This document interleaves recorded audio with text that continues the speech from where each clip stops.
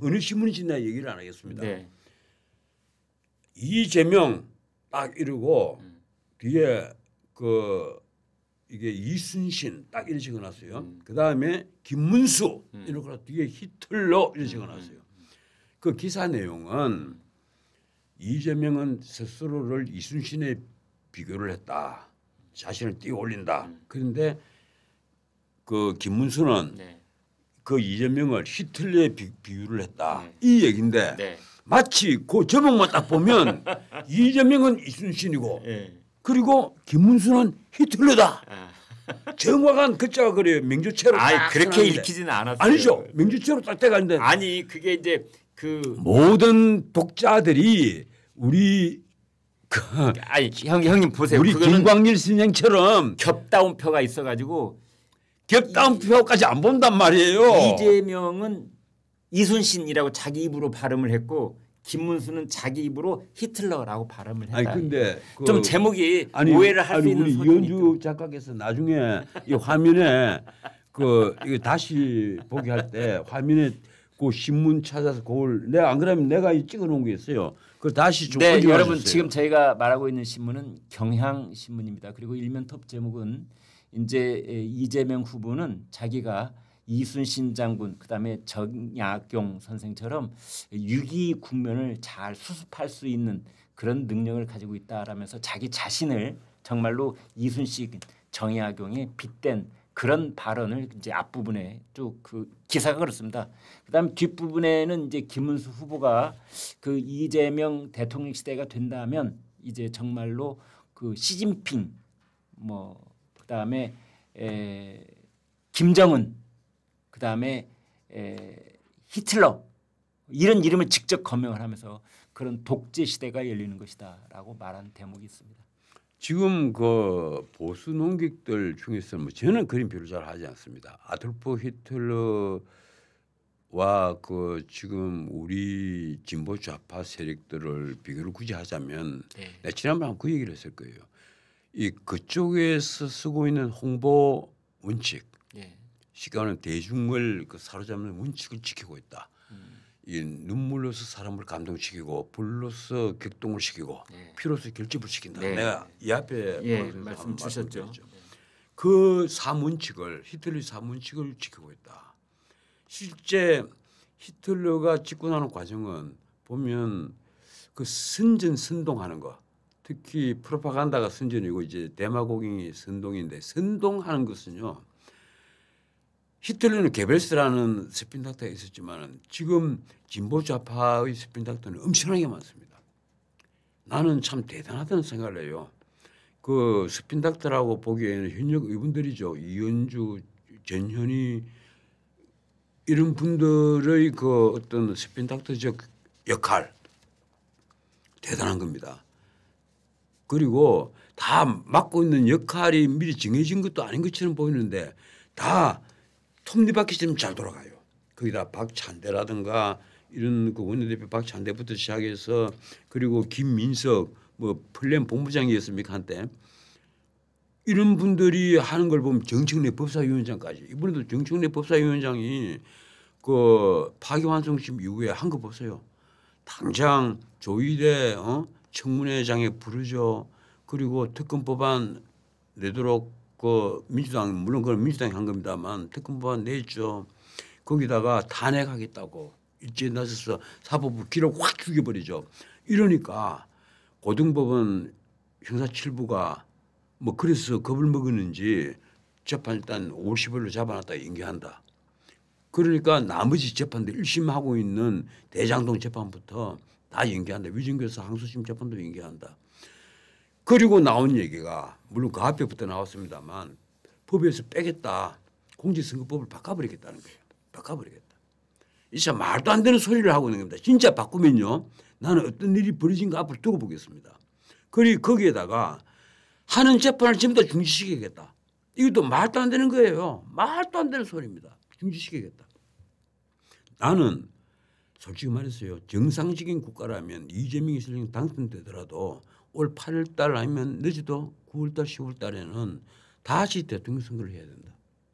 어차피 공직선거법 이게 파기환송심 대법원 판결에 유죄 취지 대법원 판결이 기속이 돼갔으니까 그걸 벗어나지 못해요. 그 대법원에 다시 올라가면 최종 확정되면 피선거권 박탈령 쉽게 말하면 당선 무효형이 선고가 된단 말이에요. 그러면 다시 대통령 선거 또 있어야 돼요.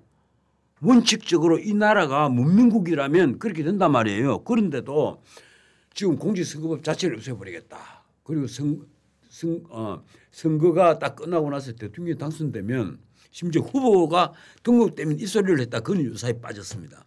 그러면 재판을 중지시키겠다. 이 말을 바꾸고 말하면요. 이재명 한 사람을 위해서 있는 법을 없애고 없는 법을 만들겠다는 거 아니에요. 문자 그대로 우리 사자성어에 나오는 위인설법입니다. 이런 것이 백주대낮에 이재명이 표현한 대로 백주대낮에 이 문민국인 대한민국에서 번연하게 논의가 되고 신문에 대문짝만하게 나온단 말이에요. 그런데도 옛날 같으면 진짜 길거리에 온 국민이 다 쏟아져 나와야 될 판인데 아무도 무덤덤하게 받아들여요. 뭐 그럴 수 있겠지. 이재명은 이미 정치범이 되어 있는 겁니다. 잡범 성격의 범죄를 저질러서 12개의 혐의를 받고 있는데 주로 뭐 뇌물죄, 제3자 뇌물죄, 배임죄, 공직선거법 위반 이런 거잖아요. 위증교사. 정치범은 아니란 말이에요. 그런데 지금 정치범처럼 국민들에게는 인식이 되고 있는 거예요. 쉽게 말하면 정치적으로 탄압을 받고 있는 것이지 저분이 뭐 그렇게 더러운 건 아니다. 솔직히 지금 이 나라 사법부가 일을 이렇게 만들어 놓은 겁니다. 권순일, 김만배의 그 재판 거래 의혹이라도 제대로 밝혀냈으면 오늘 아마 이재명 후보는 없었겠죠. 그렇지 않습니까? 그런데 권순일, 김만배의 재판 거래 의혹은 아직까지 칼을 못 대는 거예요. 기껏 하는 것이 권순일이가 왜 변호사 등록도 하지 않고 변호사 비를 받아 먹었느냐. 변호사법 위반이다. 이거 지금 건드리고 있는 거예요. 윤석열 정권 3년 동안 뭐 했습니까? 윤석열 정권은요. 철저하게 문재인을 보호한 정권이었습니다. 내가 늘 얘기하잖아요. 나는 그 윤석열 대통령이 나는 참 양심이 마음결이 고운 사람이다. 자기 자신이 고참 부장검사에 불과했는데 박영수 특검의 수사팀장으로 들어가서 한동훈을 데리고 들어갔잖아요. 한동훈 이복hin을 데리고 들어가서 거기서 박근혜 대통령을 뇌물죄로 수사를 했습니다. 그중에서 미래와 K스포츠재단에 돈 받은 것은 나중에 물론 다 무혐의가 됐어요. 그건 무혐의가 무죄를 받았습니다. 그런데 이게 정유라가 탄 말 훈련 그 훈련 말 임대비 그건 뇌물이 된 거예요. 이 당시에 그 삼성전자가 성마협회 회장사였는데 그 박상진 사장이 그 말을 제공했단 말이에요. 국가대표인 정유라에게. 그런데 그것이 정유라도 아닌 최순실이도 아닌 박근혜에게 준 뇌물로 둔갑을 한 거예요. 그리고 이재용 당시 부회장이 박근혜와 독대를 했는데 무언의 이심 전심의 청탁을 했고 그리고 박근혜는 그 이심 전심의 청탁을 받았는데 청탁 내용이 뭐냐. 재벌 승계를 하는데 편의를 봐달라. 뭐 대통령이 편의를 안 봐주면 이재용으로 승계가 안 되는 겁니까? 아니잖아요. 그 유명한 말이 그때 나왔죠. 묵시적 청탁. 예, 묵시적 청탁을 했다. 참 이게 형법 교과서에 뇌물죄 형법 강론을 보면요. 네. 유기천 교수거나 정인석 교수거나 우리 때 배운 교과서 그런 거예요. 그 교수들 보면 김종훈 교수 형법 강론 아주 유명했고 그 보면 거기에 묵시적 청탁은 아닙니다. 명시적이고 명확한 그리고 그 청탁은 아주 그 명백한 입증이 있어야만 되는 거예요. 그래야 뇌물죄가 성립이 되는 겁니다. 그런데도 이 김명수 대법원에서 나중에 이것이 다 이 경제 공동체에다가 묵시적 청탁이라는 이 해괴한 이론이 그대로 통과가 된 겁니다. 그때 법관들 나는 이 판결에 서명을 한 12명의 법관들 난 정말 13명인가요? 12명이군요. 법관들 난 정말 지금이라도 묻고 싶습니다. 당신들 지금도 그렇게 생각하느냐. 지금도 묵시적 청탁으로 뇌물죄가 성립된다고 생각하느냐. 정말 묻고 싶어요. 왜 우리나라 법관들이 그때부터 이번 헌법재판소 법관들 봤잖아요. 법정에 초시계까지 갖다 놓고 피소총위는 현직 대통령의 발언권조차 제한을 해버립니다. 그런 데다가 불법 구속됐는데도 그걸 아무도 문제 삼지 않아요. 나중에 그 문제 삼은 사람이 지규현 부장판사입니다. 그런데 이번에 보복당하고 있죠. 근데 지규현 판사 얘기가 나왔으니까 이제 그 얘기 좀 해볼까요? 시청자들께서 많이 궁금해하실 텐데요. 어제도 잠깐 얘기를 했는데 지금 대법원의 감사관실에서 지규현 접대 사진을 놓고 사실관계 확인 착수에 나섰다 이렇게 되어 있습니다. 그래서 사실은 이걸 놓고 보면은 그 이른바 지규현 판사가 세 사람 이렇게 나란히 서 찍은 사진 그 장소가 지규현을 포함한 세 사람. 지규현을 포함한 세 사람 그 장소가 술집인 건 맞았던 것 같아요. 술집이라기보다 카페. 예, 그 목격자들이 다 나왔잖아요. 예. 그리고 그 카페를 예. 자주 들락날락하는 내가 잘 아는 변호사도 한 사람이 있습니다. 단란주점이라는데요, 거기가? 뭐 아니 바깥에서 노래도 부를 수가 있는 네. 단란주점이라기보다 카페형 단란주점 비슷한 거죠. 예, 노래도 부를 수는 있고 한 데인데. 그러니까 우리가 그렇게 쉽게 말하면 법률적으로 업소 분류를 할 때 그냥 유흥 음식점으로 유흥주점은 아니래요. 예, 유흥 음식점으로 그냥 돼가지고. 아니요, 유흥 음식점이 아니랍니다. 아 그래요? 이게 유흥 음식점이라고 하는 것은 그럼 카페로 돼가 있죠. 손님들의 유흥을 돋궈주기 위해서 특별한 종업원들이 거기에 봉사를 할 수 있는 게 그렇죠. 유흥업소인데 뭐, 여기는 유흥업소는 아니랍니다. 어떻든 여성 종업원들은 없는 걸로 네. 제가 가게 주인이 들었습니다. 우리는 단란주점으로 분류가 돼 있고 등록이 단란주점으로 돼 있고 유흥 음식점으로 이 등록이 안 돼 있어서 유흥을 하기 위한 종업원 채용을 못하도록 돼 있다. 여성 종업원이 없다. 네, 그러니까 여성 종업원도 술 따르는 있답니다. 여성 종업원이 없다 이런 뜻입니다. 예, 없다는 것이고 그리고 거기에는 뭐 꼭 그 술만 마시는 데가 아닌 것으로 알려져 있습니다. 뭐 청담동에 있는 술집들이 대부분 그렇지만 청담동은 왜 매번 청담동이에요? 민주당이 들고 나온 데는 제가요. 제가 옛날부터 이 법조계에 있으면 옛날에는 정말 그 가까운 이 판사 검사들하고 자주 그 밥 먹는 자리 술자리가 벌어졌고 그것이 전혀 청탁과는 전혀 상관없었어요. 솔직히 말해서 제가 그 교대역 내거리에 한참 밤새워서 준비서면 서갈 때는 그 계류 중인 재판이 뭐 70건 80건 됐으니까 정신없이 바빴단 말이에요. 그러니까 방송 또 해야 되고 얼마나 바빴겠어요. 준 변호사님 보니까 그쪽 동네에 뭐 단골집이 참 많으시더군요. 예, 보니까. 잠을 못 자고 준비서면을 쓸 때 있는데 그때는 저녁 항상 불켜가지고 하면 근처에서 이제 밤늦게 퇴근하던 그렇지. 판사들 검사들 문을 빼꼼 열고 형 뭐해 이러고 들여다봐요. 그래 야 한잔 하러 가자. 이래서 내가 꼬드긴다고. 그래서 가서 술도 마시고 근데 그게 청탁이 아니라는 것은 누구나 다 알아요. 그런 일이 아무도 이상하게 보지도 않았고 그런데 그런 풍경이 자꾸 없어져요. 내가 유심히 보고 있는데 최근에는 판사들하고 같이 밥 먹는 변호사들 못 봤어요. 옛날에는 뭐 그 법원 앞에 식당에 보면 의뢰의 판사들하고 어울려서 밥 먹고 뭐 누가 밥값 내냐 그걸 안 따진단 말이에요. 그러면 가장 이게 지갑이 두툼한 변호사가 지가 먼저 계산하고 먼저 가버리고 또 나 먼저 갑니다 이러면서 그 먼저 갈 때는 항상 밥값을 계산하고 가는 게 기본적인 예의예요. 그런데 요 사이는 판사들하고 어울려서 밥을 먹는 변호사를 제가 못 봤습니다. 지규현 판사 그랬더군요. 소주에 삼겹살 먹자는 사람도 없다. 뭐 예, 그런 실제로 그런 모습을 못 봐요. 그걸 못 본 게 벌써 한 10년이 됐어요. 내가 보기에 너무 좀 이상해 보일 정도로 이렇게 삭막해졌나. 옛날에 서로 지나가면 다 인사도 하고 요새 어떻게 지내세요? 뭐 많이 바쁘시죠? 판사들은 변호사 보고 의뢰 묻는 게 많이 바쁘시죠? 이렇게 잘 물어요. 한가하면 안 되니까. 그걸 거꾸로 말하면 너 돈 잘 벌지 뭐 이런 것처럼 들린단 말이에요.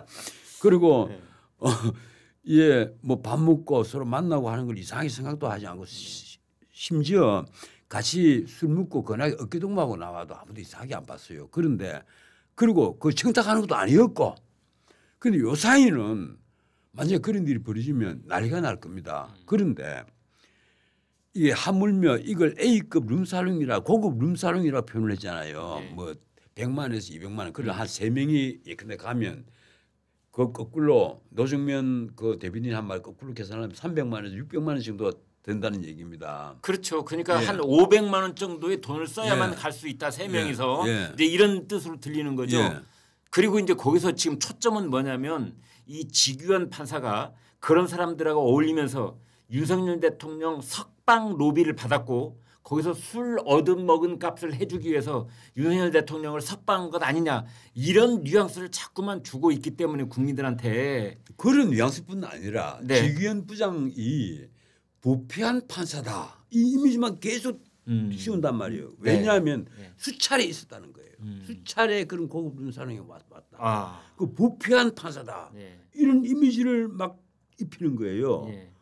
그런데 근데 대법원 감사관실에서 이제 사실관계를 확인한다 했으니 아니, 지기현 판사도 불러서 실제로 조사를 한다고 그래요. 예. 저도 좀 마당발이 돼가지고 예. 이래저래 막 수시 알아보니까 네. 그건 아니에요. 내가 장담드릴 수 있는 것은 예. 저는 지기현 판사를 잘 모릅니다. 네. 그런데 지기현 판사를 아는 예. 그 판사들 중에는 부장 중에서는 내 제자가 있어요. 아 예. 하는 말에 교수님 그 지판사는 그런 사람 아닙니다.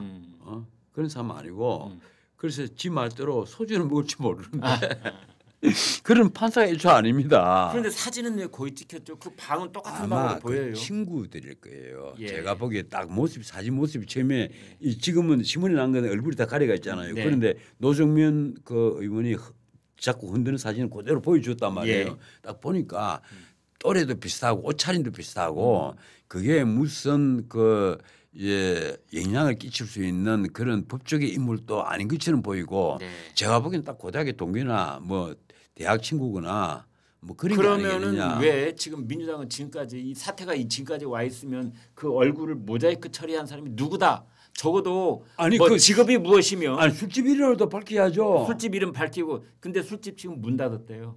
그 술집 이름 밝히고 그 친구가 누구이면 자기들이 뒷조사도 하고 거기 가서 빈 공간에 사진까지 찍었잖아요. 네. 그런 것 같으면 자기들은 취재를 다 했다는 얘기예요. 네. 그럼 다 밝혀내야죠. 네. 그리고 몇 차례 왔고 그때마다 매상을 얼마를 냈다. 네. 그 장부 있을 거 아니에요. 다 있을 거 아닙니까? 예. 그럼 얼마나 매상을 냈다. 네.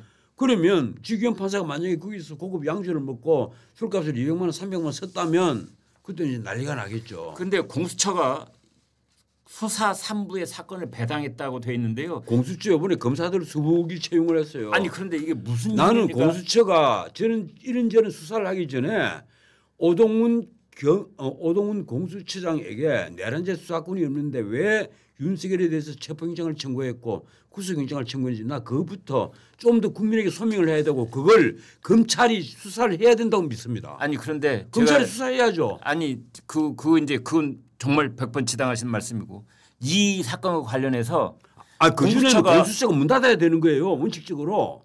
아니 하나 여쭤볼게요. 불법 수사기관이 되어 있단 말이에요. 공수처가 지금. 왜 지기현 판사를 수사를 합니까? 왜 무슨 혐의가 뭐죠? 아니 생각을 한번 해보세요. 지금 뇌물죄로 지금 고소를 해놨잖아요. 고발을 해놨잖아요. 뇌물죄? 뇌물죄로. 그 뇌물죄라면 왜 뇌물이 되죠? 글쎄요. 그 고소장이 나 어떻게 고소장 못 읽어봤으니까 네. 뭐 누가 누구로부터 어떤 예. 청탁을 받고 예. 어떻게 향응을 제공받았다 예. 이래야 되는데 이게 아마 김영란법 위반으로 고발한 게 아닐 거예요. 뇌물죄로 고발을 한 것으로 보인단 말이에요. 그래서 쉽게 이제 말해 공수처로 갔다. 뇌물죄로 계속 공격을 해왔으니까 예. 그러니까 아마 이렇게 썼을 겁니다. 생명불상자로부터 이 내용 불명의 청탁을 받고 이렇게 향을 제공받았다. 처음부터까지 불상 불명 뭐 그렇죠. 불명확 이렇게 그렇게 해도 일단 수사권은 생긴다고 봐야 되니까. 그런 것도 접수가 됩니까? 사건 접수가 됩니까? 지금요 네. 좌파 전성 시대입니다. 아니 현직 대통령을 내란죄 수사권이 없는데도 직권남용 연관범죄다 이래서 우리는 수사할 수가 있다 이렇게 떳떳하게 얘기를 하면서 현직 대통령에 대해서 체포영장을 청구를 했어요. 거기다가 구속영장을 청구를 했습니다. 그 판사 세 사람이 어느 누구도 그리고 체포집부심을 심사한 단독 그 중앙지법의 단독 판사 한 사람까지 어느 누구도 판사 네 사람이 어느 누구도 공수처 오동훈에게 묻습니다. 내란죄 수사권이 있습니까? 직권남용에 연관돼서 수사를 했다고요. 그럼 직권남용을 수사한 흔적을 갖고 와보세요. 이걸 따지지 않았습니다. 그럼 그 사람들은 나 판사 아니라고 봐요. 당신들은 판사가 아니다. 이미 바람이 불기 전에 먼저 들어누웠거나 당신들이 이념의 칼이 되어서 설치되는 망나니에 불과하다. 지금 그렇게 봐요.